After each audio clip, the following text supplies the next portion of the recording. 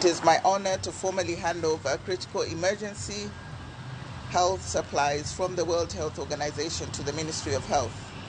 These include cholera case management, investigation, and rapid diagnostic kits, as well as water treatment supplies. Migao mar thieth oyudo mwandu mopogore moting'o gik thieth mag tuoche mabiro kaluwore kod oula.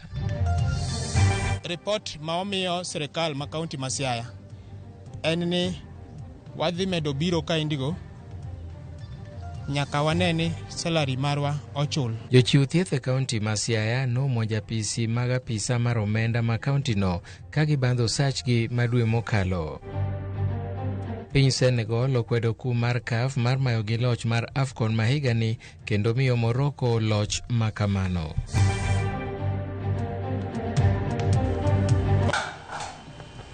Machiegni e kagi kacha nyinga Milton Ochieng.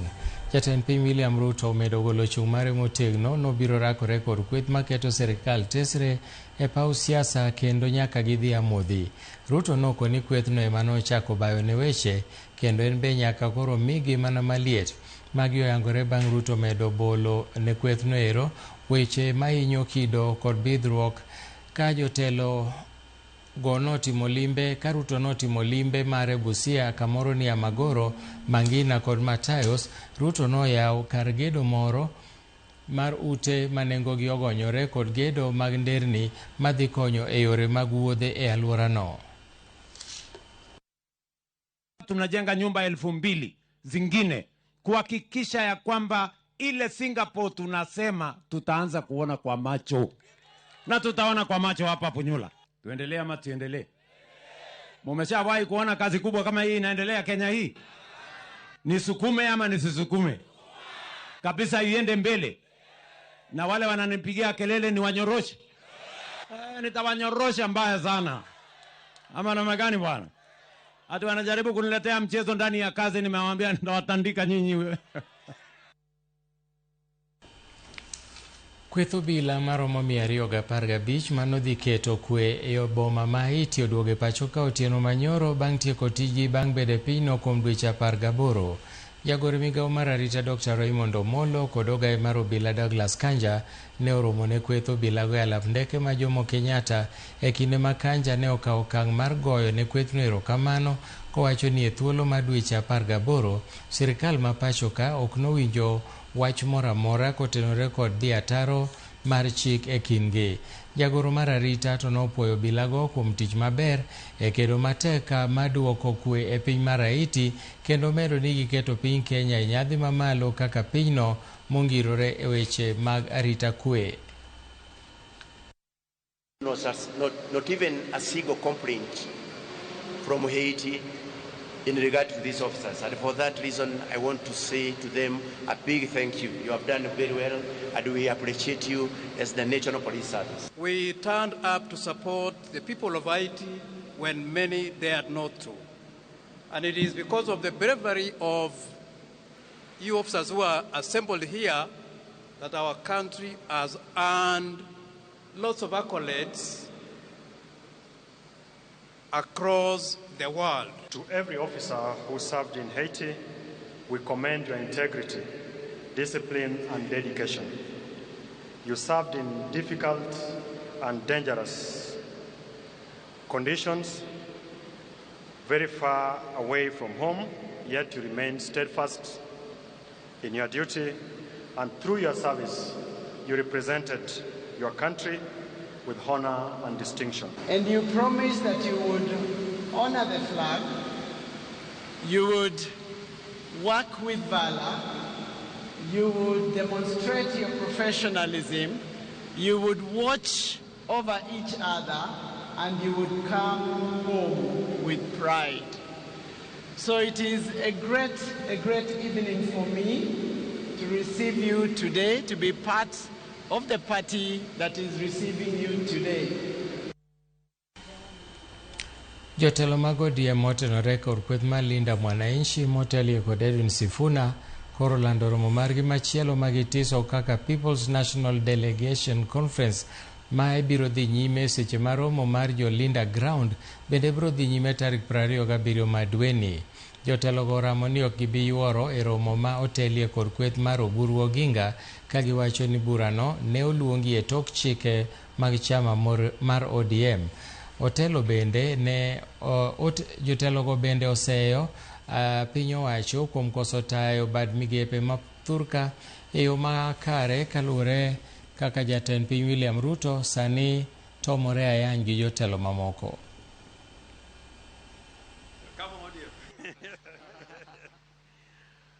Press, my name is James Orengo.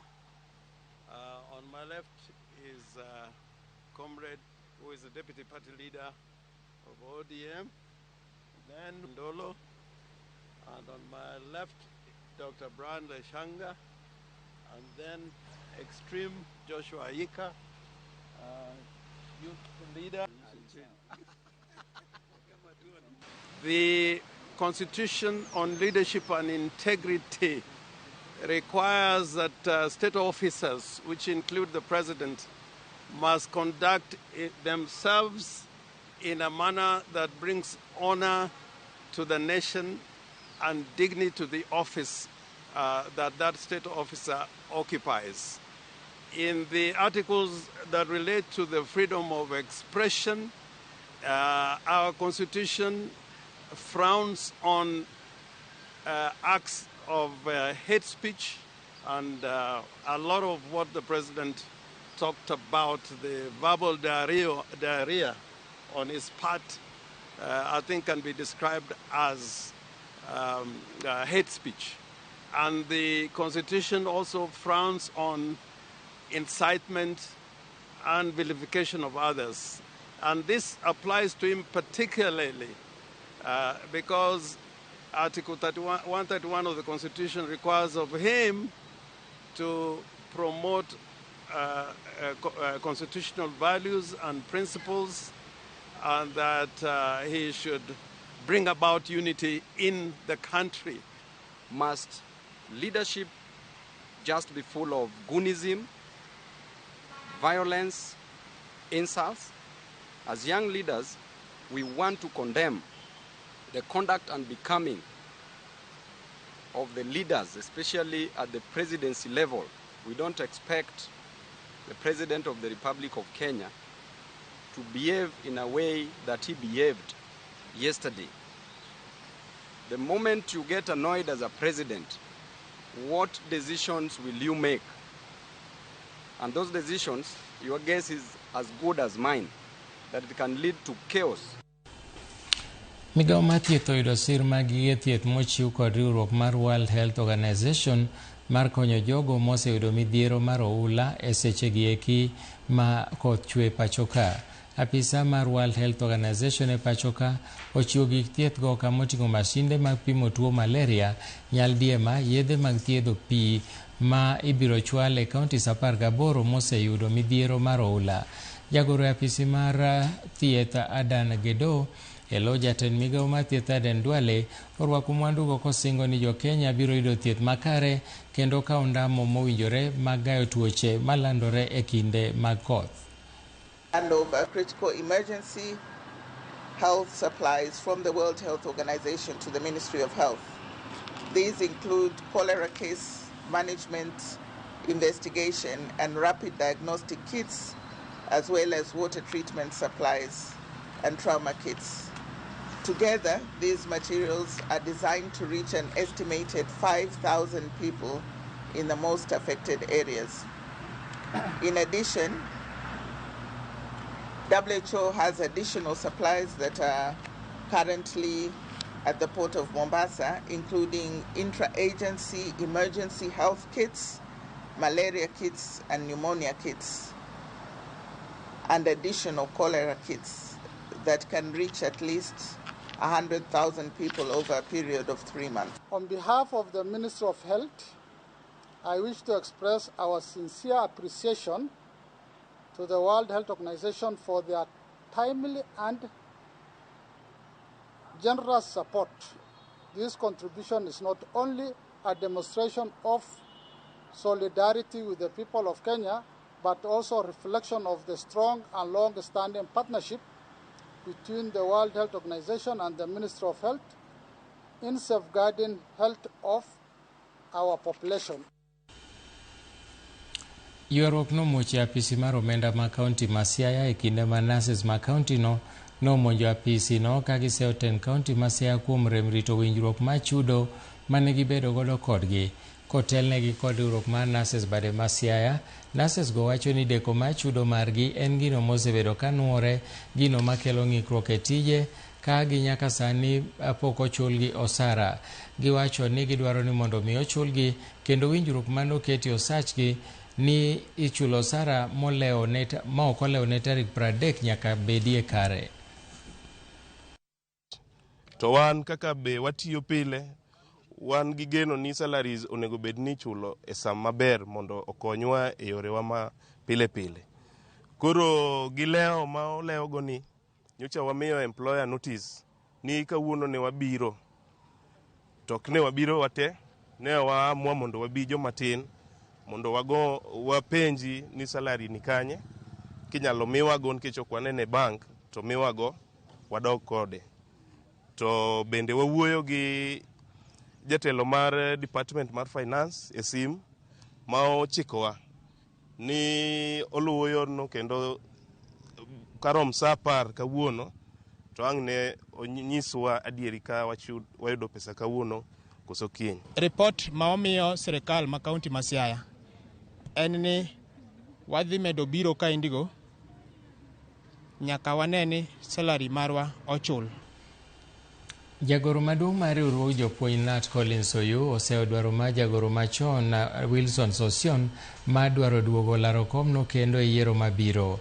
Oyu owacho ni Sosion gi sani ok en jakanyo mar Nat, omiyo chikegi ok oyiene mar laro lemo moro amora e riwruogno. Koloso e kaunti ma Embu e romo ma jokanyo mag Nat e gwenge go, Oyu nomedo ni riwruogno ok en kama idonje tiwuokie kaka ng'ato dwaro.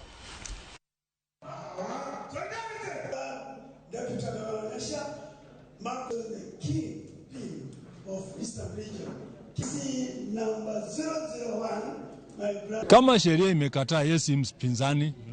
So in so long as we work with the law and our constitution, sina mpinzani. In fact, I've been endorsed here. The law is very clear. And I want you to go refer to Part 4 of the Labor Relations Act, revised 2022. Then come to our constitution. Utapata hakuna nafasi ya mtu mwingine ambaye is not a member here. So don't talk to me about non-members of Kenya National Union of Teachers. I don't even want to hear about them. I just don't want to talk about everybody walking around the streets and calling herself a candidate. He has no place in the leadership of NAT. Hannah, NAT is not, a duster rag. It is not. Where you step out, go into politics, go into your business outside there, and you come back, you want to be a candidate. Where? Wapi hiyo? Hata kama unataka power kuna hapa. Sisi ndio wenye power. Sisi ndio wenye power. And we shall control this union to be respected and liked by all. All and sundry, and I'm talking about the members, we are here for you for the union. Non-members should talk from outside the fence.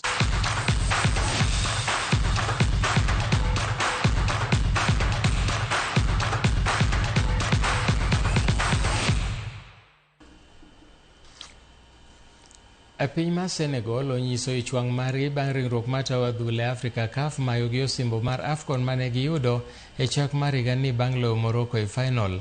CAF nolando odhiambo manyoro ni Senegal ne oketho chik ka jotugo mage nowuok e pap e sama nomi Morocco opija choma tielo 12 e dakika mogik mar tugo